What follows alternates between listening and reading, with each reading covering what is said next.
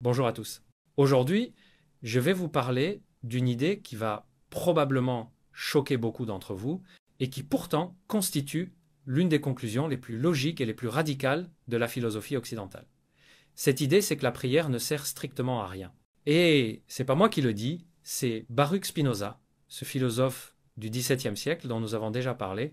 Imaginez un instant que vous appreniez que tous ces moments où vous avez prié, que ce soit pour réussir un examen, pour guérir d'une maladie ou pour retrouver vos clés de voiture, tous ces moments étaient aussi efficaces que de parler à un mur. Pire encore, imaginez qu'on vous explique pourquoi c'est logiquement impossible que ce soit autrement. C'est exactement ce que fait Spinoza dans son Éthique. Et attention, Spinoza ne dit pas cela par provocation ou par athéisme militant. Il arrive à cette conclusion par un raisonnement implacable qui découle directement de sa conception de Dieu. Parce que oui, paradoxalement, c'est au nom de la perfection divine que Spinoza condamne la prière. Alors pourquoi cette pratique, si universelle et si ancienne, serait-elle selon lui non seulement inutile, mais même fondamentalement absurde? C'est ce que nous allons voir ensemble. Pour comprendre pourquoi Spinoza considère la prière comme inutile, il faut d'abord comprendre ce que présuppose l'acte de prier. Quand vous priez, qu'est-ce que vous faites exactement? Prenons un exemple concret.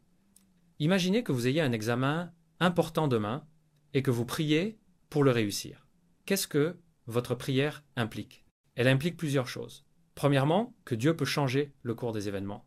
Deuxièmement, que votre demande peut influencer sa décision. Troisièmement, que Dieu avait prévu une chose, mais qu'il peut en décider une autre suite à votre intervention. Maintenant, transportons-nous dans l'esprit de Spinoza.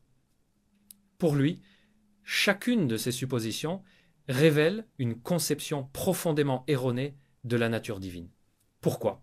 Parce que chacune de ces suppositions attribue à Dieu des caractéristiques d'être imparfait. Reprenons point par point. D'abord, l'idée que Dieu puisse changer le cours des événements.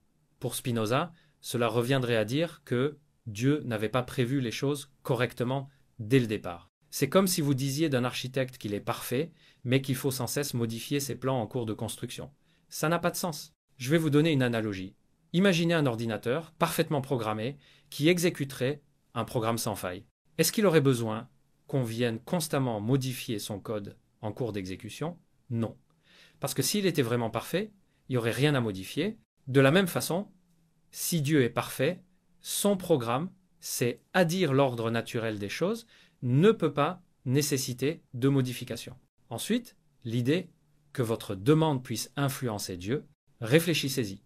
Si Dieu peut être influencé par vos prières, cela signifie qu'il était dans un état d'incertitude avant votre intervention. Il hésitait entre plusieurs options.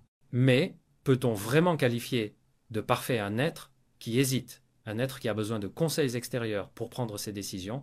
C'est comme si vous disiez que le plus grand stratège militaire de l'histoire avait besoin que des soldats lui expliquent comment mener la bataille. Cela contredirait sa nature même de grand stratège. Enfin, l'idée que Dieu puisse changer d'avis. Si Dieu modifie ses plans en fonction de vos prières, ça veut dire que soit il s'était trompé initialement, soit il se trompe maintenant. Dans les deux cas, on ne peut plus parler de perfection divine. Spinoza pousse le raisonnement encore plus loin.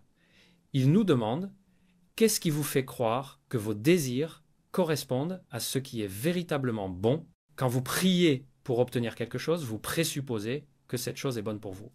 Mais d'où tenez-vous cette certitude? Prenons l'exemple de quelqu'un qui prierait pour gagner au loto. Cette personne présuppose que gagner au loto lui apporterait le bonheur. Mais nous savons tous que de nombreux gagnants au loto finissent plus malheureux qu'avant.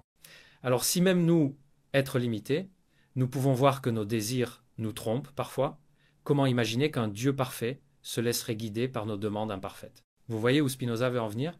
La prière suppose que Dieu est moins sage que nous concernant ce qui est bon pour nous. C'est exactement l'inverse de ce qu'affirment les religions, qui prétendent que Dieu sait mieux que nous ce dont nous avons besoin. Maintenant que nous avons vu pourquoi la prière présuppose un Dieu imparfait, abordons le deuxième point de la critique spinoziste.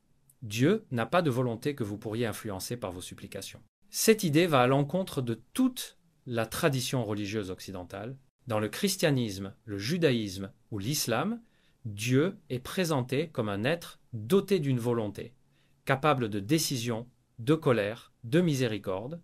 Mais pour Spinoza, attribuer une volonté à Dieu, c'est le rabaisser au niveau de l'humain. Reprenons notre analogie de l'ordinateur parfait. Un ordinateur fonctionne selon des lois programmées.